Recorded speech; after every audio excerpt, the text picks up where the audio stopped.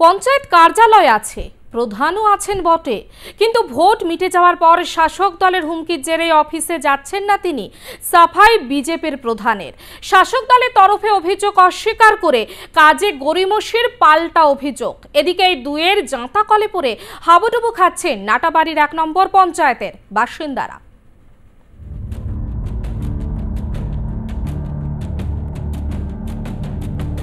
পঞ্চায়েত প্রধানের কার্যালয় রয়েছে, অথচ দীর্ঘদিন ধরেই কার্যালয়ে আসেন না প্রধান। পরিষেবা দেওয়া তো দূরস্থ, কাজের জন্য গিয়েও ফিরে আসতে হয়। অভিযোগ তুলে এবার পঞ্চায়েত প্রধানের কার্যালয়ে তালা ঝোলালেন ক্ষুব্ধ গ্রামবাসীরা। এমনই ছবি উঠে এলো কোচবিহারের নাটাবাড়ির 1 নম্বর গ্রাম পঞ্চায়েতে।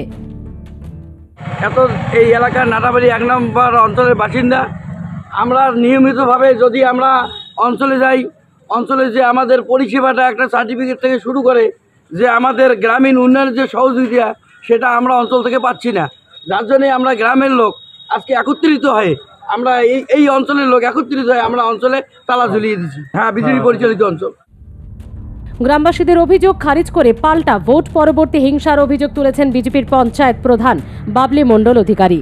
প্রধানের দাবি, তিনি রোজই যেতেন কার্যালয়ে, তবে ভোটের পর থেকে বিজেপি কর্মীদের ওপর অত্যাচার ও হুমকির জেরে কার্যালয় থেকে মুখ ফিরিয়েছেন তিনি। এ বিষয়ে বিডিওকে অভিযোগ জানিয়েও মেলেনি সুরাহা। এটা মিথ্যা অভিযোগ।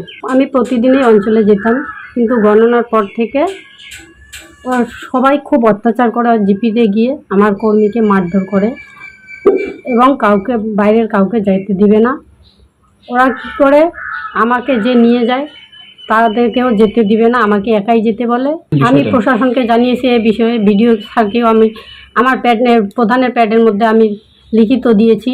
বিডিও সাহেবও কিছু আর এখনও আমার ইসে করলেন না। জামাই ষষ্ঠী আর 2 দিন আমি যেতে পারিনি ওদের ইসের অত্যাচারের জন্য, যার জন্য ওরা কালকে কি করেছে, তালা লাগিয়ে দিয়েছে আমার রুমে। আমি এখন বিডিও সাহেবের কাছে লিখিতভাবে দ্বারস্থ হব আমি, যাতে পরিষেবা সাধারণ মানুষ পায়। এই জন্যই আমি আবার বিডিও সাহেবের কাছে যাব। অন্যদিকে গ্রামবাসীদের অভিযোগকে সমর্থন করেছেন নাটাবাড়ি 1 নম্বর পঞ্চায়েতের তৃণমূল সভাপতি প্রদীপ কুমার দাস। বিজেপির পঞ্চায়েত প্রধানের কাজ নিয়ে গড়িমসির অভিযোগ তুলেছেন তিনি। হ্যাঁ, বিগত পঞ্চায়েত নির্বাচনের পরবর্তীতে তারা গঠন করে তৃণমূল কংগ্রেসের যারা রয়েছে তাদেরকে পুরোপুরি অন্ধকারে রেখে গ্রাম পঞ্চায়েত পরিচালনা করা হচ্ছিল।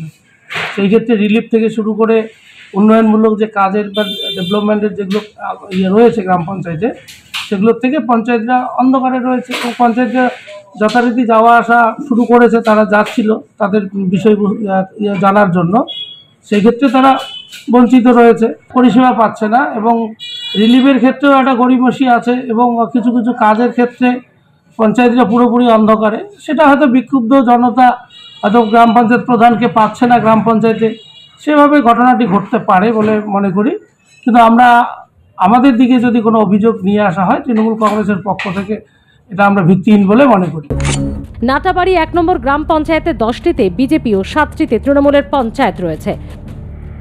সংখ্যায় বেশি হওয়ার ফলে বিজেপির দখলেই রয়েছে এই গ্রাম পঞ্চায়েত। তবে ভোটে হারার পর থেকে বিজেপির অনেকেরই তৃণমূলে যোগদানের প্রবণতা দেখা যাচ্ছে। সব মিলিয়ে রাজনৈতিক দড়ি টানাটানি ও হানাহানির মাঝে ঝুলে রয়েছে পঞ্চায়েতের কাজ। কবে ফিরবেন প্রধান, কবে হবে সমাধান, সেদিকেই তাকিয়ে নাটাবাড়ি 1 নম্বর গ্রাম পঞ্চায়েতের বাসিন্দারা। কোচবিহার থেকে শরদিন্দু ধরের রিপোর্ট, আর প্লাস নিউজ।